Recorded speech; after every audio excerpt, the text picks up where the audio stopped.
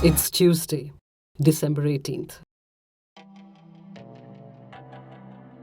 Attesting to how slowly the wheels of justice move, particularly in communal riots cases, the Delhi High Court on Monday overturned the trial court's acquittal of Congress leader Sajjan Kumar in a 1984 anti-Sikh riots case, 34 years after the fact.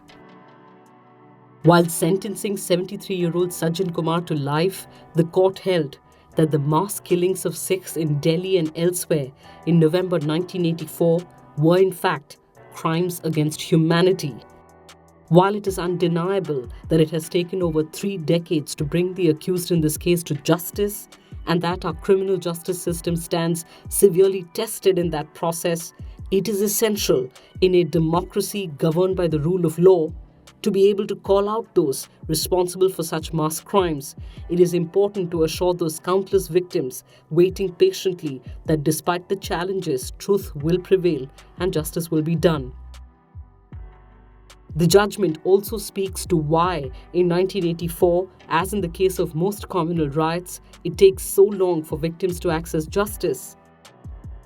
A majority of the perpetrators of these horrific mass crimes enjoyed political patronage and were aided by an indifferent law enforcement agency.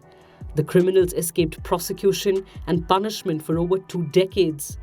It took as many as 10 committees and commissions for the investigation into the role of some of them to be entrusted in 2005 to the CBI, 21 years after the occurrence.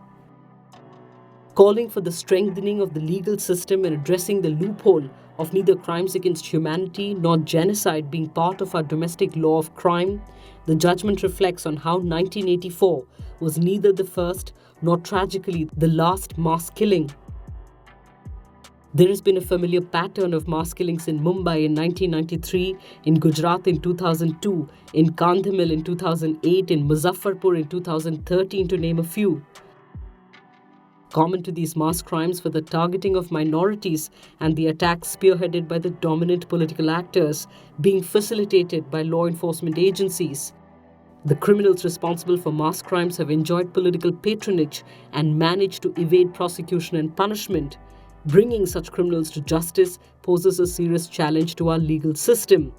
As these appeals themselves demonstrate, decades pass by before they can be made answerable. The court lauded the witnesses in this case who stood steadfast for over 3 decades. Admirably, they stuck firm to their truth at the trial, the court says of Jagdish Kaur, Jakshir Singh and Nirpreet Kaur.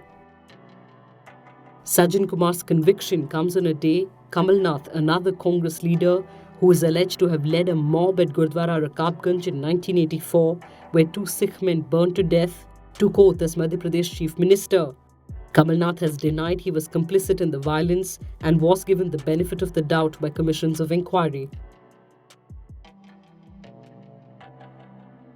Akshay Patra, the foundation run by the International Society for Krishna Consciousness or ISKCON, which has the contract to supply 4.43 lakh school children with midday meals in Karnataka, is locked in a tussle with the state government. Akshay Patra has refused to sign a memorandum for 2018-19 following a directive by the state government to include onions and garlic in the food prepared for the meal based on recommendations from the State Food Commission.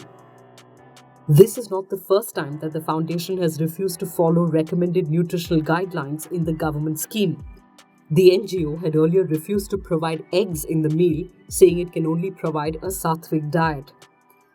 The Right to Food campaign and the Jan Swasthya Abhiyan have written to the Ministry of Human Resource Development demanding that the contracts given to Akshay Patra for the supply of midday meals be terminated, saying religious diktats cannot supersede the application of established principles of the right to food to midday meal schemes.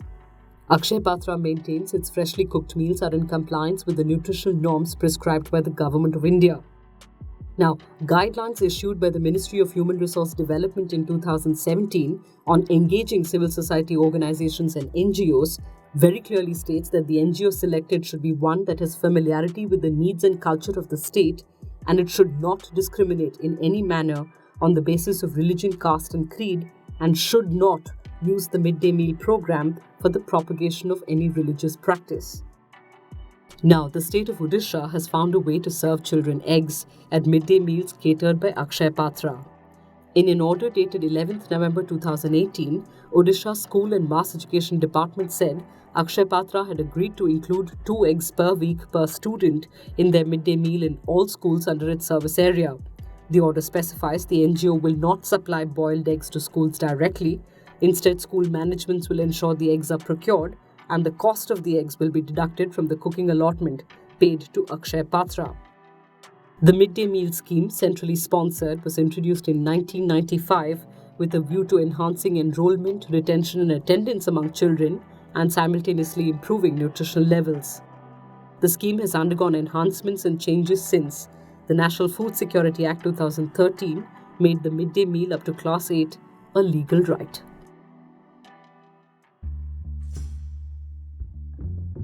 What to Saudi Arabian royalty, Turkish President Erdogan, the corruption-plagued South African government, state-owned companies in China, and a former president of Ukraine have in common? Apart from the obvious answer, the client hold of McKinsey. At a time when democracies and their basic values are increasingly under attack, the iconic American company has helped raise the stature of authoritarian and corrupt governments across the globe, a New York Times investigation has said, outlining the company's projects in China, Ukraine, Malaysia, and Russia. In Ukraine, McKinsey helped burnish the image of a disgraced presidential candidate, Viktor Yanukovych, recasting him as a reformer, actions that the writers say lead to serious consequences, including a face-off with Russia. In Russia, apart from consulting in various sectors, it has been hired by the state-owned VEB Bank, despite the bank being intertwined with Russian intelligence and under United States sanctions. In China, it advised at least 22 of the 100 biggest state-owned companies on projects including the contentious Belt and Road initiatives. The company worked with former Malaysian Prime Minister Najib Razak even as a corruption scandal swirled around him. Earlier in October, the New York Times revealed how Saudi Arabia used one of McKinsey's reports to identify and systematically silence Twitter dissenters. Though McKinsey said it was, quote, horrified by the possibility that its report had been thus used, the kingdom is a vital client for the firm, the source of nearly 600 projects from 2011 to 2016.